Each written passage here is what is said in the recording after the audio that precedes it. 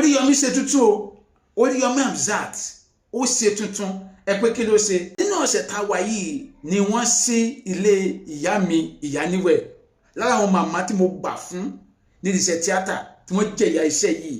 Táwa dẹ̀ tá kọ́gbọ́n lára wọn tàbí tí wọ́n jẹ́ ara wọn tí wọ́n nígbà yẹn tí àwa náà sì ń wọgbó one disc kiri tó yẹ pé wọ́n encourage wa mọ́tò ẹ̀rántí iṣẹ́ kan tá a lọ́jọ́ sí ní ẹ̀pìn mi ńgbà yẹn tá a lọ́jọ́ sí lẹ́pìn mi ńgbà yẹn àwa náà sì kéré díẹ̀ ńgbà yẹn ìyá yìí ó bá wa sọ ọ̀pọ̀lọpọ̀ ọ̀rọ̀ nígbà yẹn pé báyìí ni iṣẹ́ yìí ṣe rí báyìí ni kẹ́sì sí.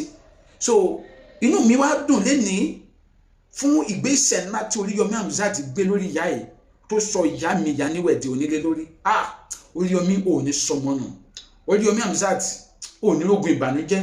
Nǹkan tó yẹ kí àwọn olówó àwùjọ wa máa ṣe lélẹ́yìí kẹ́ máa dùn àwọn tó bá kù díẹ̀ káàtó fún àwùjọ kẹ́ máa dùn wọ́n nú.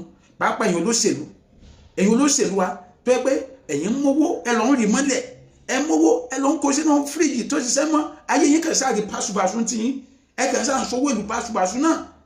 Irú nǹkan tó yẹ kẹ́ máa sílẹ̀ kẹ́ wo constituency yín kẹ́ wo local government yín kẹ́ wo ìlú yín àwọn tó bá kù díẹ̀ káàtó kẹ́ ṣe nǹkan bí dáadáa báyìí fún wọn. Ṣé ìrandíran àwọn ọmọ Ìyáníwẹ̀ tí wọ́n lè gbàgbé Oríyọmí Hamzat wa? Ẹ dá mi lóhùn nǹkan tí àwọn olóṣèlú ò lè ṣe ẹni tó òṣèlú ṣe yìí o. Ẹ rí ayé báyìí. Mo wá ń bẹ gbogbo ẹ̀yin tẹ́ ń wò mí ẹjọ́ ẹ kàn bá mi máa rọ̀jò àdúrà fún Oríyọmí Hamzat nǹkan tó àkàn fẹ́ kẹ́ ẹ ṣe fún nìyẹn ẹ kàn ní abẹ́ comment section please mo bẹ̀ yín mo fi Kristi bẹ̀ yín mo fi Allah bẹ̀ yín mo fi ẹ̀yin tẹ́ ẹ̀dẹ́jọ́ ìṣẹ̀ṣẹ̀ mo fi ìṣẹ̀ṣẹ̀ yín bẹ̀ yín ẹ kàn máa bá mi gbàdúrà àdúrà ẹ máa bá mi gbàdúrà fún Oríyọmí bẹ̀ yín lábẹ́ comment section pé bó ṣe dùn Ìyáníwẹ̀ nínú kọ́lọ́n bá mi dùn ìran dìrín nínú k'Oríyọmí má mọ ìbànújẹ́ k'Oríyọmí má ṣubú ara má ṣubú ẹ̀mí. This is Adeomade. Bye for now.